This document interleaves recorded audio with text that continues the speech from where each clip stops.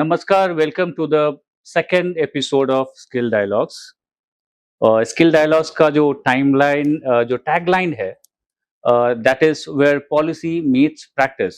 मतलब हम पॉलिसीज पे डिस्कशन करेंगे और उनके साथ करेंगे जो जिन्होंने इस पॉलिसी पे काम किया हुआ है, जिनके पास उस पॉलिसीज पे काम करने का एक्सपीरियंस है। तो हमारा जो डिस्कशन रहेगा that would be based on the policy and the experience the guest have in that particular job या उस पॉलिसी के ऊपर में। इस पे जो हम बेसिक टॉपिक जो हम आज कवर करने वाले हैं वो अप्रेंटिसशिप होगा। अप्रेंटिसशिप का जब हम बात करेंगे तो नैप्स नैट्स और कैसे कंपनी में काम करता है, उस पे और क्या-क्या सुधार की ज़रूरत है, हमें कैसे उसको एग्जीक्यूट करना चाहिए, उसके ऑपरेशनल चैलेंजेस क्या हैं, तो हम उन पोर्शंस को भी कवर करेंगे। जो दूसरा हमारा डिस्कशन का टॉपिक होगा वो होगा यूनिवर्सिटी प्रोग्राम्स, जिसमें हम अगर ट्रेनीज को कंपनीज में हम भेज रहे हैं तो वो कैसे काम करेगा किसी भी कंपनी में, या कैंडिडेट्स के लिए क्या बेनिफिट हो सकता है, कंपनीज के लिए क्या बेनिफिशियल हो सकता है। सो इन सब चीजों पे हम डिस्कशन करेंगे। So that would be the second topic. The third topic would be we will also discuss the pressure or the work culture, the pressure created by the work culture in any company for entry level candidates जो company में नए नए जा रहे हैं, as a fresher जा रहे हैं। और जिन सेक्टर्स का हम यहाँ पे बात करेंगे that is basically related to retails और QSR, quick service restaurant. The fourth topic which we'll try and cover is the attrition problem in this sector, retail and QSR, कि attrition से कुछ समस्या होता है क्या, या कैसे उसको हम टैकल करते हैं, इन चीजों पे हम एक बार डिस्कशन करेंगे। The fifth, the most important topic actually is women empowerment. How are women placed in this sector? इस पे हम कुछ जानने की कोशिश करेंगे। And the last and the most important thing would be Evalis, the AI tool which we are currently providing to our clients, उनका life को थोड़ा सा आसान करने के लिए। So let's start Skill Dialogues. It is presented by Advantage and promoted by Evalis. So just try and remember that. So we have a guest who has experience in this sector, and he has a good experience actually. वो बताएंगे अपने बारे में कि वो क्या करते हैं, कैसा करते हैं। So we'll start it. So welcome, Kirti sir. Welcome to this podcast. Yeah. So आप सर अपना सेक्टर या अपने एक्सपीरियंस से आप अगर हमें बताएं सो हमारे ऑडियंस भी समझे। Let's start sir. Okay. So I come with close to 2 decades of experience in HR. So out of which it covers 4 industries which I have seen in last 20 years. So started with pharma and chemicals, moved on to petrochemicals, and the recent stints have been into retail and QSR, quick service restaurant. And retail and QSR is where I explored and also implemented the real potential of apprenticeship program. Okay. So how आपके हिसाब से क्या है apprenticeship और उसका क्या impact है companies पे? Okay, I'll tell you my personal experience. Yeah, so please. Before I heard about NAPS in 2021. Now before that I had spent a long enough time in HR, and all I knew about apprentice was the Apprentice Act of 1961. And I, like many fellow HR professionals, for us it was a compliance. So I was heading a manufacturing unit for 6 months for Reliance Industries in Vadodara. And that is where I received my first notice. This was way back in 2016, 2018, 19 times. And for us it was purely compliance. We can or we cannot. So we replied to it, it's a brownfield project, we need time, we'll hire. So that was my first brush with the apprentice piece. We knew about the act, but the notice, this was the first time that I saw it. Now, cut to 2021, I moved to retail industry, and that is where, for the first time, I hear about NAPS, and that is where I read the government's, I'm forgetting the gadget notification on NAPS, and that is where the financial piece comes in. So now, for the first time, from compliance, the thought moves towards the financial advantage to the organization. Okay. See, as a HR professional aligned to an organization, my job is also to look at the manpower cost, right? And how do we reduce it? Where do we bring that advantage to the organization from a cost perspective?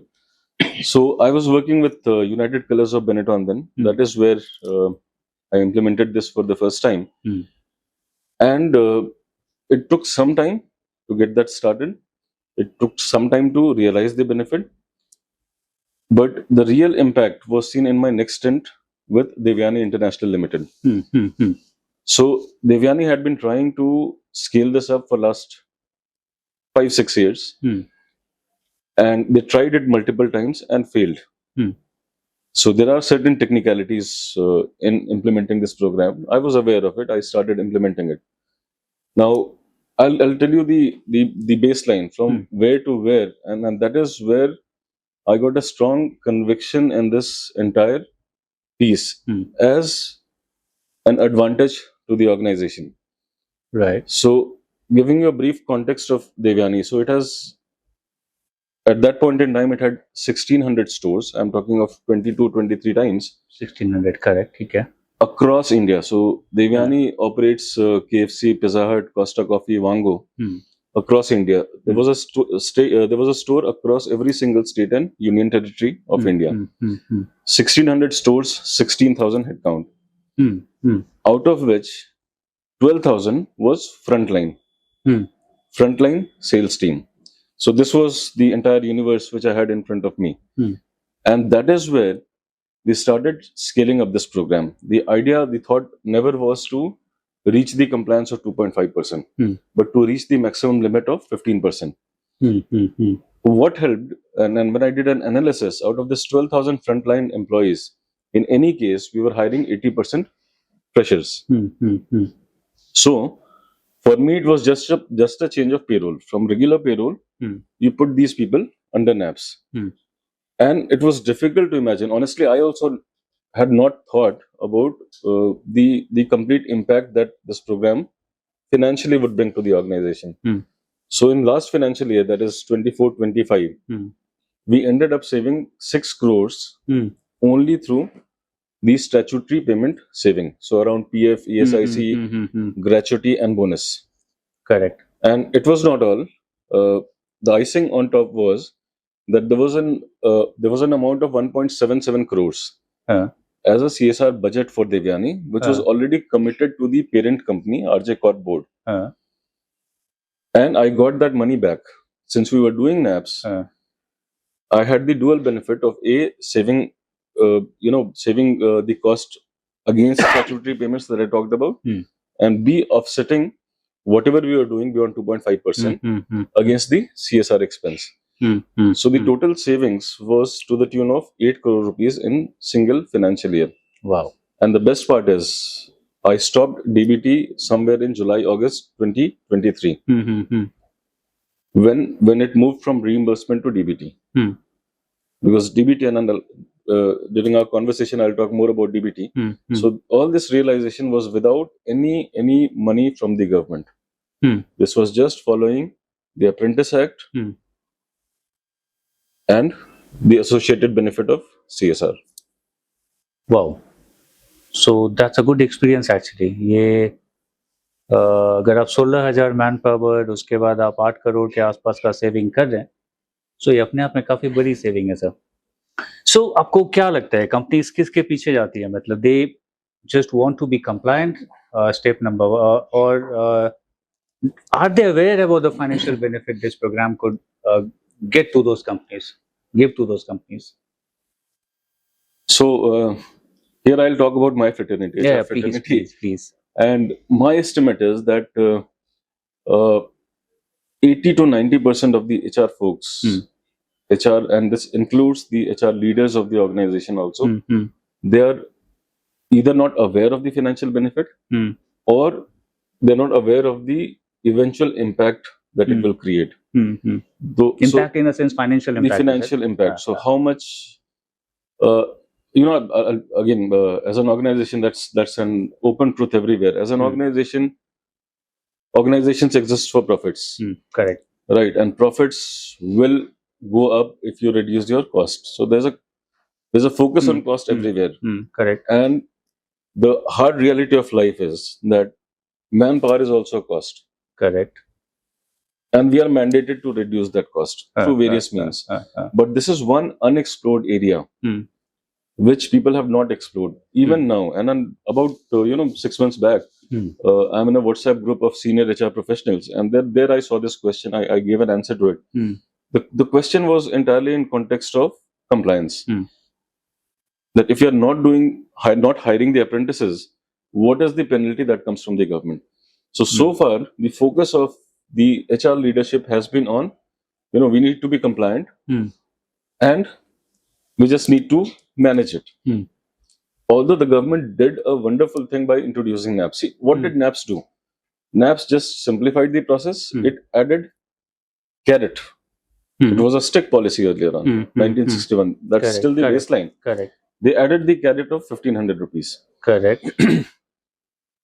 They also did a wonderful thing by bringing PPAs on board. But is this program getting marketed enough as per the consumer? And the See, consumer you get is a the product. Yeah, you get a product. We are the consumers, the organizations. Correct. And within that organization, people like me, the HR leadership, it has to appeal to me. Correct. That message has to come clearly to me, and that message, unfortunately, is not there. Okay. And then I'll tell you second part to it. Yeah, that's please. an interesting part. Yeah. The HR heads or the HR leadership or HR folks who get awareness of this, once they get into NAPS, they want to implement it everywhere. This is what happened with me also. Correct. I got the awareness in one organization, and from there on, I've continued with it. In the next organization, I scaled it up to almost its fullest potential. So that is from the company's point of view, where you are saving financially, a big saving actually. अब candidates का क्या benefit आपको इसमें लगता है? अगर कोई candidate apprentice बन के अगर किसी system में introduce होता है, तो आपके हिसाब से उसके लिए क्या है उसमें? It helps both the parties. And before I answer this, I'll take you to the campus hiring scenario in India. And now let me talk about the engineering colleges and the MBA colleges. You look at the data and you'll find engineering colleges, a few years ago, I looked at the data and more than half of the people go unplaced. MBA colleges, the number of colleges that we have in India, that story remains similar. Now, why I'm quoting this? While we are talking about apprentices, I'm quoting this example to tell you that even with that kind of education, the industry is reluctant to hire freshers. Okay. We all, and I'll go back to the same motive, organizations exist for profits. You like it, you do not like it. That's the plain and simple truth. And if it did not exist for profit, if it existed for humanity, the CSR law would not have been required. Right? We do have that law. Correct. So, the organizations are reluctant to hire freshers. Every organization, and I being an HR have dealt with multiple hiring managers. They want people with experience. In fact, I'll put this across to you. It's not as a question. I don't want you to answer it. But given a choice, when you're leading a large team, given a choice of having a couple of experienced people versus a couple of freshers for your team, your natural inclination would be towards hiring experienced people. Correct. Now, this is where what government is doing, and government is promoting it in a right spirit under Skill India Mission or whatever the names there are. So they are saying we'll get people employment, and this is what the financial benefit is. What is motivating the organizations to actually hire freshers? Now, what the freshers are gaining in an era of given our kind of population, given the unemployment rate in our country, the people are getting an opportunity to earn. And earn even without a formal education degree. NAPS brings it down to 5th pass. Correct.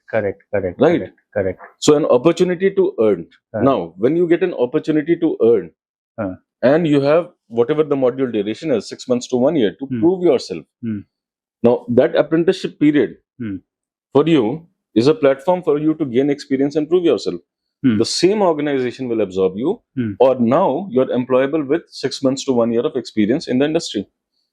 Correct. This is the biggest gain for the candidates. And I already talked about the gain for the corporate. Correct. I think somewhere the messaging, and I can understand the reluctance of the government also on this, that they cannot be promoting this as a cost saving mechanism for corporates, right? Given the political scenario now. So what they can be promoting it as is Skill India, people getting employment, and they're doing the right thing. But then there has to be some mechanism which talks about both the advantages to the candidate, to the unemployed pool of the country, and to the corporates. This is what will help it grow. Okay. तो मैं आपको अगर एक suggestion या I'll ask for your answer on this. So अगर government ऐसा करे कि जितने भी कॉलेजेस है सबको ये एक डायरेक्ट एक नोटिफिकेशन दे कि जो पहला जॉब होगा किसी भी कैंडिडेट का वो एज एन अप्रेंटिस ही ज्वाइन करना चाहिए, and let the government make it mandatory for all the candidates कि आप पहला जाओगे तो अप्रेंटिसशिप में ही जाओगे, उसके बाद बेस्ड ऑन योर परफॉर्मेंस आप करते रहो जैसा करना है. Will that work? The idea is good. I would differ slightly on the execution piece. Anything that you make mandatory, there's a natural reaction to it. So do not make it mandatory, but issue a notification to all the corporates and the colleges that this is what we are allowing you to do. Now, again, it has both the advantages, and it has a third advantage also, which I'll talk about. So both the advantages remain intact. The freshers getting jobs. Organizations are now more enthused to go to the campuses because of the cost saving on the statutory components. Right? Even if you don't give DBT, that's fine. DBT is, for me, is a very small amount compared to the other savings. Let's stop at DBT then. 1500 रुपए ठीक ठाक amount है. No, we'll come back to DBT. We'll come back. Let me complete this piece first. Sorry, yeah. So, if you do this on campuses, it helps. There's a third piece what I talked about, and it's not talked about openly, but that's a reality of life in the corporate world. And that is the flexibility which apprenticeship gives you. The organizations hire people, and many organizations follow the construct of a probation period. So you want to test their work. If it doesn't work out mutually, you part ways, right? Quite a few organizations do not follow this. And then the moment you get into an employee-employee relationship, parting ways on non-performance becomes difficult to execute. Now, apprenticeship is giving you that plain and simple way. You employ this person as an apprentice. You like the person, and the person likes you. The employment, it can be converted into a regular employment. Correct. If there is a dislike from any of the parties, you part ways amicably, without any legal hassles, without any claim from the either party. Correct. That is what is another selling point for the corporates, to the corporates. And now we can go back to DBT. The DBT part, yeah. So that's the most discussed point in companies की DBT आता है, नहीं आता है, timely आता है, नहीं आता है, हमें रखना चाहिए, नहीं रखना चाहिए. So that is also a part of discussion which is going in and around the whole ecosystem. Right. आपको क्या लगता है, रखना चाहिए? You should take that benefit, or you should pass on that benefit to the candidate, or whatever you feel about it. I'm doing some maths in my mind before answering this question. And in fact, let me answer this with an example. Approximate numbers which I remember. Yeah, sure. Let me talk about Delhi, and let me talk about these industries. People getting hired at minimum wages. And I'm talking about, typically 10th and 12th pass people getting employed into retail and QSR. manufacturing, and many such industries. Now, Delhi minimum wages are maximum across the country, Correct. the highest Correct. across the country. Correct.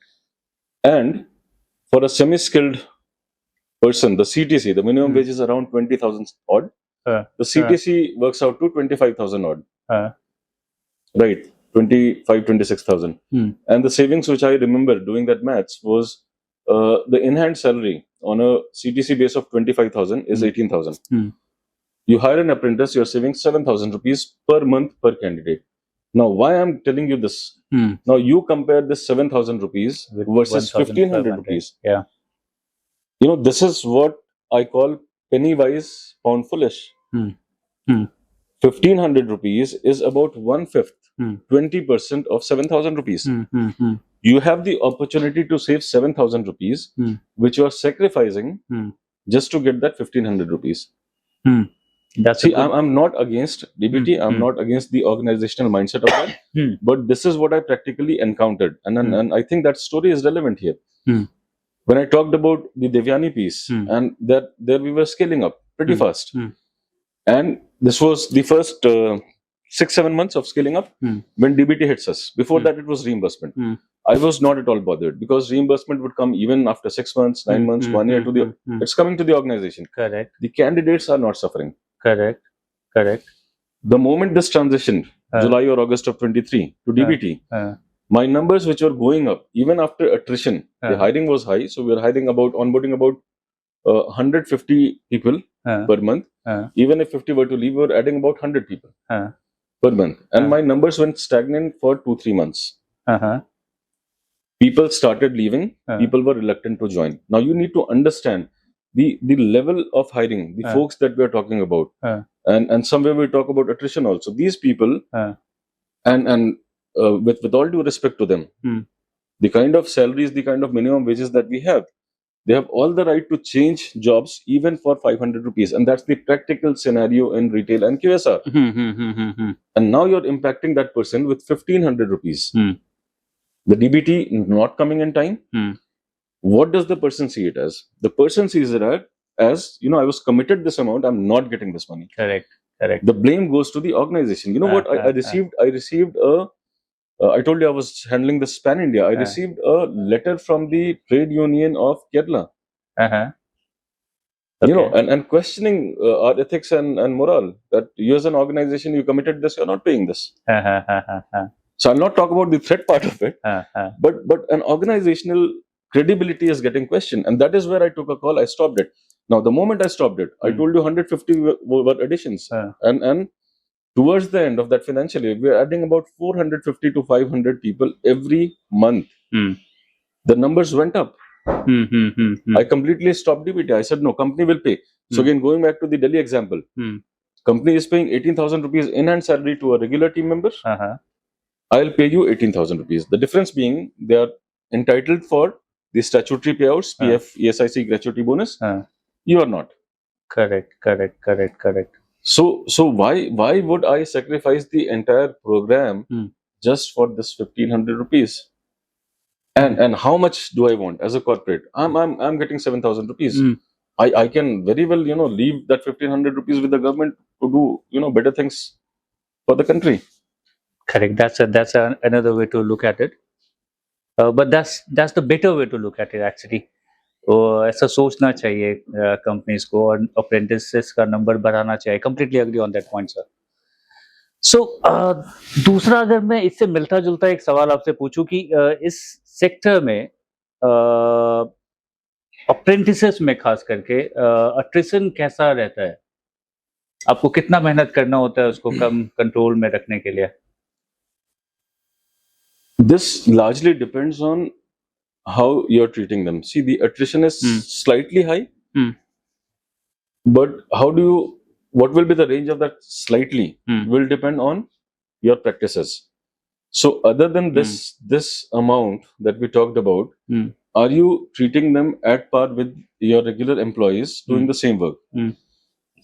Is what determines. So it comes in terms of the kind of job, the hours of job, the holidays, leaves, if you can give it to them. So if you align the entire company's policy for these people, the attrition is slightly higher than the normal ones, primarily on account of these statutory payouts. But it's not a botheration. Second is, if I talk of attrition, attrition in any case, retail still is far stable. It operates, and you'll be probably you'll be surprised by my definition of stable. 30% attrition is what I'm calling stable retail. Why I am calling it so? Because you move to QSR, and the average attrition is 100 to 150%. Okay. So imagine you're replacing more than your entire entry level staff in a year's time. Okay, Even so the best players have not been able to. Best players in QSR have not been able to restricted. The lowest is about 50 to 60%. The highest goes up the roof. okay. So when I already am sitting with that attrition of 100, 120%, even if the NAPS attrition is 140%, am I bothered? The answer is no. Okay, you get It's your a cost. candidate. It's a cost benefit analysis. See, many organizations, many HR professionals do not get into this. This mindset also somewhere comes in. Their non-seriousness about the job, their attrition. My take is they're more serious about their job because they have to prove their worth if they want to continue the employment, or if they want to seek employment elsewhere. अभी तक आपने कोई apprentice का certificate देखा है? Like have you encountered a candidate, और कोई एक आया आपके पास कि सर ये रहा मेरा अप्रेंटिसशिप का सर्टिफिकेट, मैंने यहाँ पे अप्रेंटिसशिप प्रोग्राम में काम किया हुआ था? I have not seen a certificate, honestly, because for a simple reason, I am into interviewing candidates, and that too not all. So my team does that. But yes, I have seen the mention of people, and I've spoken to people who have talked about having completed their apprenticeship program that's a good news. from certain organization and then applying here. That's a good news actually. The government is focusing on assessing all the apprentices जिसने भी किया हुआ था. They should at least get a certificate recognized by the central government. उसको एक मिलना चाहिए कुछ ना कुछ कि आपने ये प्रोग्राम किया हुआ है, other than the experience certificate which the companies provide to those candidates. So I completely agree on this point, sir. इन दोनों सेक्टर में खास करके, और आप बाहर भी जा सकते हैं if you wish, women participation आपको कैसा लगता है जो रिटेल में है या QSR में, और किस एंट्री लेवल पे, मिड लेवल पे, टॉप मोस्ट लेवल पे? See, I would say retail and QSR are still more democratic in that sense. अच्छा. More equitable. So the female participation it's not equal 50-50, but it's in the range of about 30%. So 1/3 of the population is female population. This is more true for these two sectors, maybe true for some more industries, but not true for all. But one thing is common for multiple organizations and multiple industries that I've worked in, is that the female participation continues to drop. Yes. So if at the entry level, I told you 1/3, 33, 35% of population is female, at the mid level, it will drop down to about 15 to 20%. You go to the level beyond that, it comes in single digits. And why is that so? There are both ways of looking at it. A is, and especially in these sectors I'll talk about, the family commitment of female employees makes them not to commit either for a job in the latest stages of life, or not to commit for a job where timelines are not defined. And again, another stark reality of corporate world, most of the industries do not have timelines defined. Correct. Right. You are working in retail, you are working in QSR, there will be night shifts.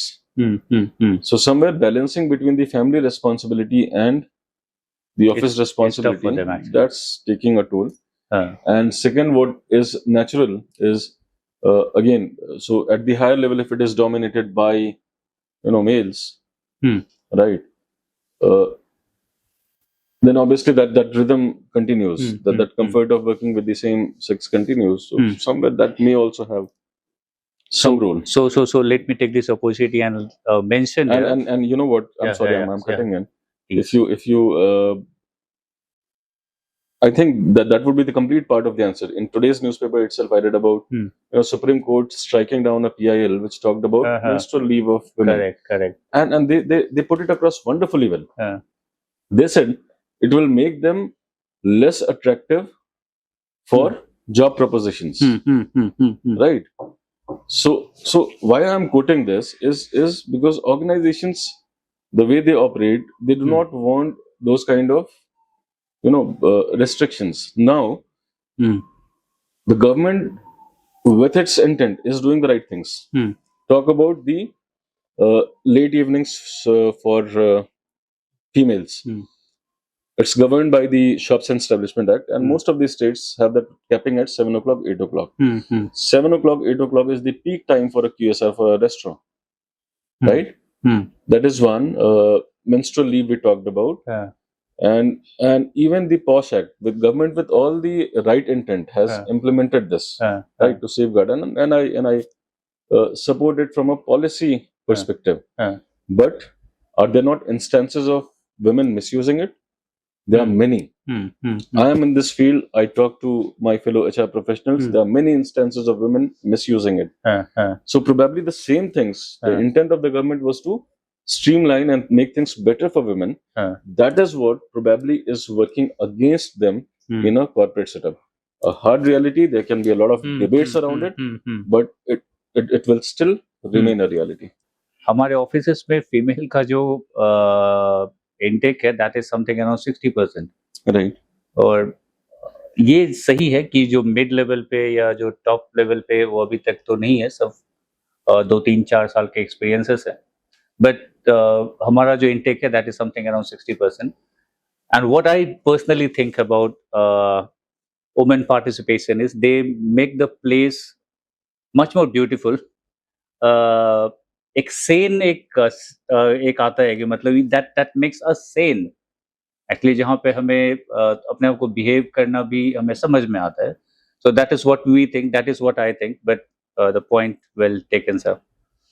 The next question would be sir कि companies में अभी जैसे OJT का जो model है, OJT का model एक apprenticeship देती है, दूसरा एक यूनिवर्सिटी प्रोग्राम्स में भी ओजेटी का एक कंपोनेंट अभी डाला गया है. जैसे अगर हम वोकेशनल कोर्सेज की बात करें, सो जैसे बी वॉक हो गया, बैचलर्स ऑफ वोकेशन, इनसे रिटेल मैनेजमेंट अगर हम एक प्रोग्राम चलाते हैं फॉर 12 पास कैंडिडेट्स और उसको हम कंपनी में इंट्रोड्यूस करते हैं, और there are some financial benefit as well in it. So for example you can still save on those components of PF, ESIC, bonus, gratuity, वो सब सारे के सारे उस पर भी आप सेव कर सकते हैं. And that candidate be can be in that system for 3 years, जहाँ पे वो 12 पास कैंडिडेट आएगा, 3 साल हमारे साथ रहेगा और एक ग्रेजुएशन का डिग्री लेके जाएगा. So will this model work in such scenario जो अभी हमने बात किया? It will work, and it will work both the ways. One way which you talked about, these people getting trained for the organization. So you're now training freshers, which will actually help their intake in the organization. See, that is the hitch that I talked about. Correct. That organizations try to hire freshers less because they need training. They need to be trained, and they take some time to come up to the speed and the expectation of the organization. When you're doing it in advance and practically at no extra cost, that actually works well for the organization. The reverse is also true. So these organizations which employ people at the lower rung of the studies, right, be it 9th, 10th pass, 12th pass, now these people get the opportunity to get a degree. So the industry can also feed this program. So if I have people who are 12th pass, and if I give them the opportunity that we'll sponsor your education, so you continue to earn, and in your free time, during your leaves, your weekends, you invest that time into getting a degree, the organization will facilitate that. So it will actually help the cause. So even without any cost advantage, this will actually help. Okay. So that's for the companies to listen actually कि आप apprenticeship के साथ साथ में आप university programmes पे focus करें, वो आपकी मदद करेगा, आप जैसे भी उसको लेना चाहें।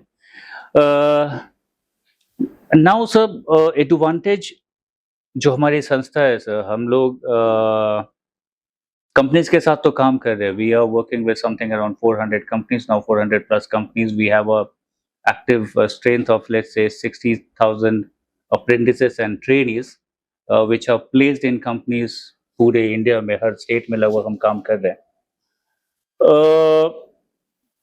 हमें लगा कि हम इंडस्ट्रीज को कुछ ऐसा एक प्रोडक्ट दें जो उनकी मदद कर सके, and for that only specific reason कि हम उनको कुछ मदद कर सके, we have come up with a platform, AI based platform, जिसको हमने नाम दिया एवालिस।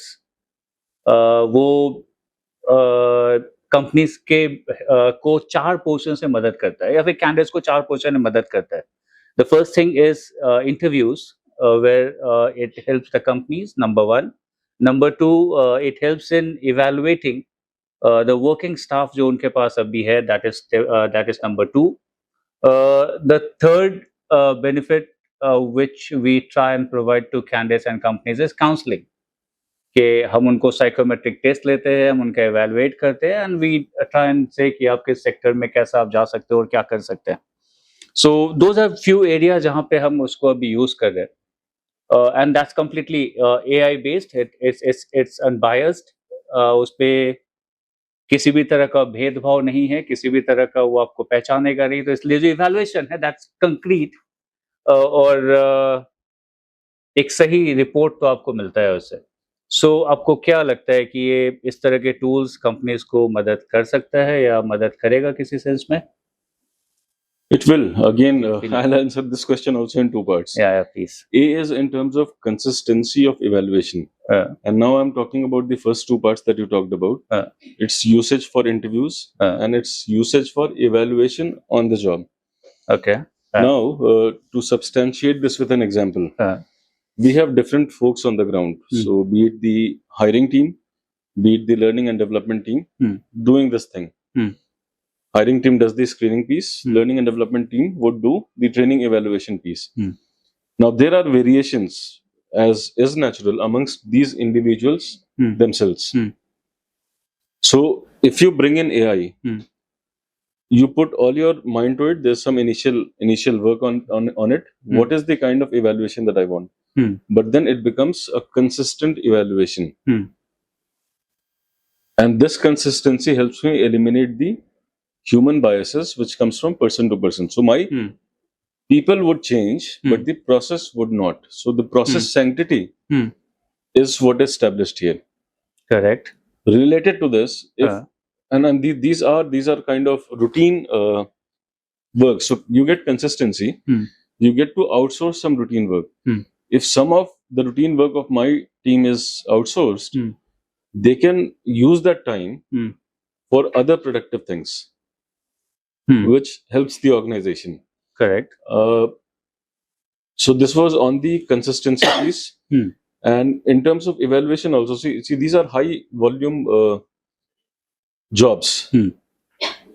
Depending on the hiring requirement, high and low volume jobs. So if I get a consistent output, so my bandwidth, my pool of candidates to be interviewed. Talking about learning and development, that is something which many organizations are unable to actively track. If I get an active track of that, that works as a feedback for me to improve my processes, right? To ensure that the training part is getting completed, to also evaluate people in terms of where they are. On the counseling piece that you talked about, maybe it may not help the organizations much. It will definitely help the individuals. So that is a separate career counseling kind of a thing. If you implement this in my organization, it would rather lead to attrition of people moving out. That's on a lighter side. So, but the first 2 things, I think there's a lot of usage potential and utility. Okay. So that's encouraging actually. At the end of this, we want this platform to be used in a manner जहाँ पे वो मदद करे. हम physical interaction के विरोध में नहीं है, we just want to make the life easier for the HR professionals और फॉर द कंपनीज़ जहाँ पे उनको सब जितने भी इवैल्यूएशन है, सब एक जगह दिखे, एक लॉगिन हो कंपनीज़ के लिए जहाँ पे वो जितने भी कैंडिडेट्स आए उसको उनके पास, उसका एक ट्रैक रख सके जैसा आपने कहा। Right. तो वो एक हमारा मोटिव है। एक केस मैं आपको I just want to discuss a scenario here, sir. So, what we are trying to establish here is, for example, if you are hiring for white collars, जहाँ पे आपको एक्सपीरियंस कैंडिडेट चाहिए, जहाँ पे आपको 10 साल, 15 साल के एक्सपीरियंस कैंडिडेट चाहिए, with a particular set of experience जो वो कैरी करे अपने साथ। वो कम से कम ग्रेजुएट होना चाहिए, वो 10 साल का एक्सपीरियंस होना चाहिए, इस सेक्टर में एक्सपीरियंस होना चाहिए, इस लेवल पे एक्सपीरियंस होना चाहिए। आपने हमें एक रिक्वायरमेंट दिया। What our tool will do here is कि जितने भी जॉब प्लेटफॉर्म्स है, उस जॉब प्लेटफॉर्म्स पे वो जाएगा, वहां से वो सीवीज को कलेक्ट करेगा, उन कैंडिडेट्स को असेस करेगा और आपको एक रिजल्ट देगा। Based on that result you can decide whom to call for a physical interaction and whom to go ahead with it. तो हम आपका लाइफ इस हिसाब से एक इजी करना चाहते हैं। सो हमारा टूल का मकसद भी यही है एक्चुअली, जैसा मैंने आपको बताया। मेरा एक सवाल है सर कि आप ऐसा लीडरशिप को कैसे आप डिफाइन करोगे? For example, a person who has just join the company, उसमें और जो उसका बॉस है, जो डायरेक्टर है या जो someone who is running the show, वो वहां से वहां कैसे पहुंचेगा? वो लीडरशिप क्वालिटीज में क्या क्या चीजें होनी चाहिए उसके लिए? Very interesting. And this I'll quote from an example. Yeah. So while I was working with Reliance Industries, and I came across two candidates. You know what? There was a difference. We were promoting people, every now and then as per the requirement, and a whole lot of people. The difference between the rest of the people and these two was that the other people would be evaluated to be promoted. These two were already operating on a higher level. So what they started doing, they would pick up the jobs of their bosses, make their lives easier. How much of your jobs, of your boss's work are you taking, your manager's work you are taking and delivering, is what actually prepares you for that role. And for these two people, promoting them became a formality. So this is what I call the difference between, deserving promotion and getting promotion. We did not have a choice but to promote these people because they were already operating at a higher level. So that is the best way. And you have to continue to learn. Master your art, what you're supposed to be doing. You have to deliver it because that's your KRA and job role. But what beyond that? How much of your boss's job are you doing? How much are you making yourself ready? See, overnight this transition will not happen. If I take an example, if one of your direct reportees cannot overnight take your role. मुश्किल है sir, बहुत but who would be the best person suited for it? Someone who is already doing 30, 40, 50, 60% of your role. Yeah. And you know what?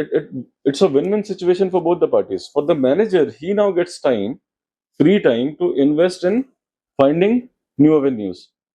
Or if he has a manager, learning things from his manager and paves way for its elevation. So this is what typically, I had a term for this. It's like a pull-up approach. Everyone is pulling everyone up instead of a push-down approach. You don't have to, trample upon someone to get promoted or to grow in life. Everyone can grow together. So जैसा हमारा tagline है sir, where policy meets practice, right. तो practice तो हमने discuss किया sir.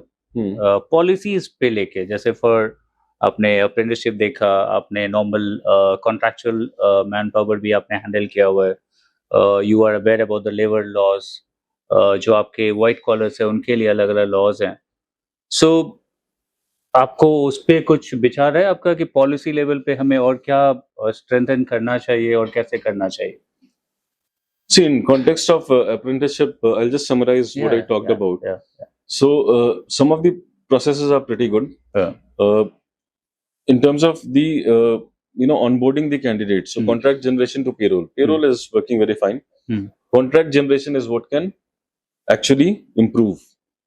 With the usage of multiple OTPs, how do you reduce the time? See, today, and this is what I did in during my stint. So, how do you, for any program to be adopted, how do you make it simpler than a comparative program? I made NAPS hiring simpler than a regular team member hiring in my organization. So all my HR BPs naturally got inclined towards hiring NAPS. So is the government simplifying the process to an extent, at least, that the way I hire my employees, it becomes as easy as that. Today there are multiple OTPs, sorry. And then if you were to include DBT in that, the beneficiary ID and all that process takes up to a week or so. Right. So that is improvement point which can be done. Second is around DBT. So my take is, either you give DBT, if you have to give it on time, or you withdraw it. Okay. Right. So I don't know how relevant is that quote here, justice delayed is justice denied. But DBT delayed certainly leads to demotivation amongst people and attrition. And it is impacting the buy-in of NAPS. Organizations do not want to do NAPS because of this delay in DBT. So either do it on time or withdraw it. Right. Third piece is the marketing piece, which I talked about. All this while we are talking about Skill India, the employment piece. Why not talk about, how are we strengthening the corporate? How are we helping the corporates? See, corporates also need help. Right now in our political ecosystem, it's a taboo to talk about helping corporates. But no, the economy is driven by corporates. Correct. You sell the product in the right way to the right consumer. The corporates need that product rebranding and selling as their cost-saving mechanism. As a mechanism where they can reinvest the CSR budget in their own organization.